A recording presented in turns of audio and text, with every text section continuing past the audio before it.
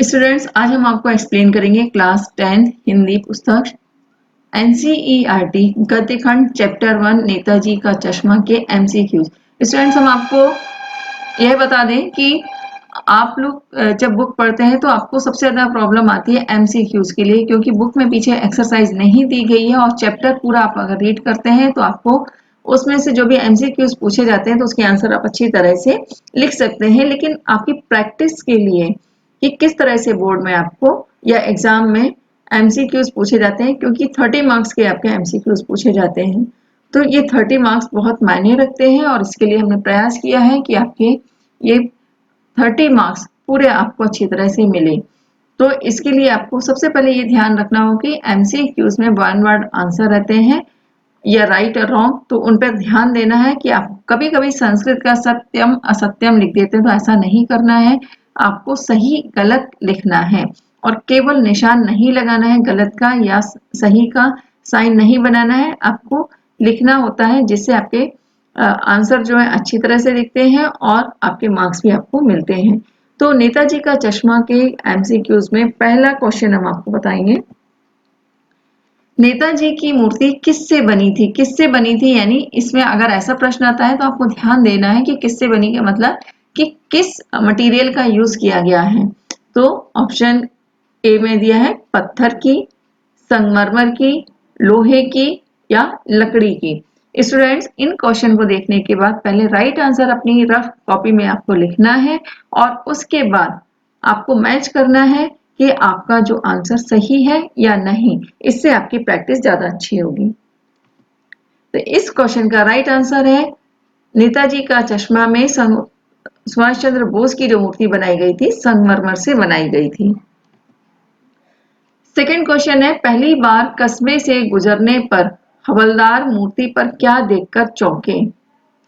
तो टोपी, छाता, चश्मा या इनमें से कुछ भी नहीं।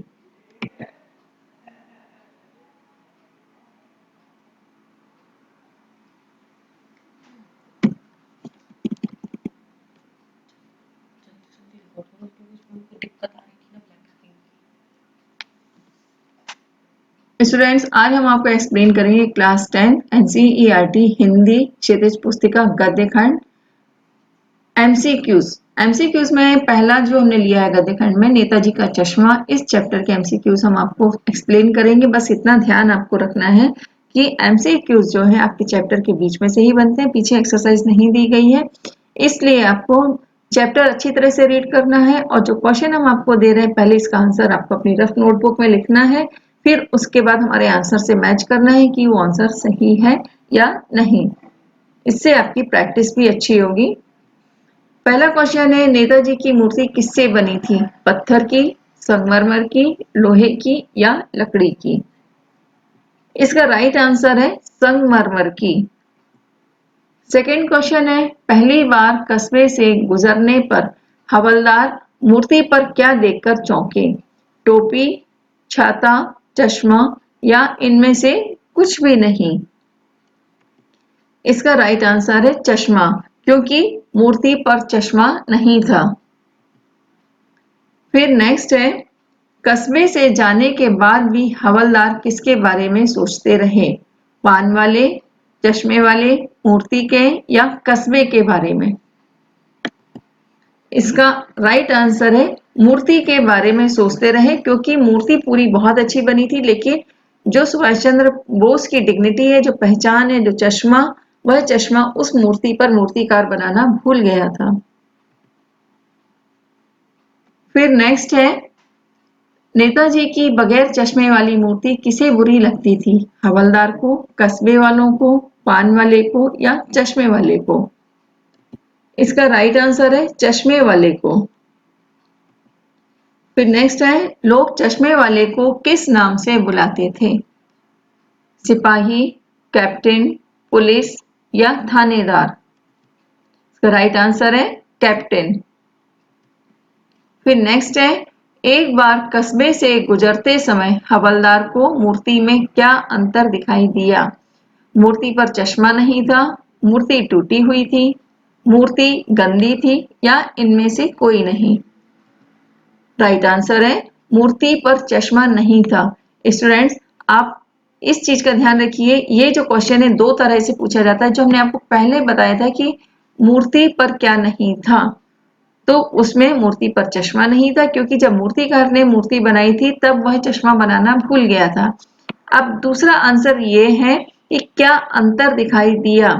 तो अंतर में यह है क्योंकि कैप्टन की मृत्यु हो जाती है, चश्मे वाले की मृत्यु हो जाती है, तो इस वजह से उस मूर्ति पर जो वो रोज बदल बदल कर चश्मा लगाता था, तो फिर वह चश्मा उस पर मूर्ति पर नहीं था। फिर नेक्स्ट है, हवलदार को किसका मजाक उड़ाना अच्छा नहीं लगा। मूर्ति का, पान वाले का, चश्मे वाले का या देश का। इसका राइट आंसर है चश्मे वाले का। फिर नेक्स्ट क्वेश्चन है, चश्मे वाले को पान वाला क्या समझता था। कैप्टन, पागल, ईमानदार या गरीब। इसका आंसर है पान वाला चश्मे वाले को पागल समझता था। पागल यानी वह देश के प्रति उसकी जो देशभक्ति थी, उसके लिए देशभक्ति उसका जुनून था, तो यह पागलपन एक पॉजिटिव वे में उसने इस्तेमाल किया है। फिर नेक्स्ट है, नेताजी की मूर्ति की ऊंचाई कितनी थी। 4 फुट, 3 फुट, 5 फुट या 2 फुट। इसका राइट आंसर है 2 फुट। फिर नेक्स्ट क्वेश्चन है, किसे देखकर हवलदार के चेहरे पर कौतुक भरी मुस्कान फैल गई। पान वाले को, बच्चे को, मूर्ति के चेहरे को या इनमें से कोई भी नहीं। इसका राइट आंसर है मूर्ति के चेहरे को।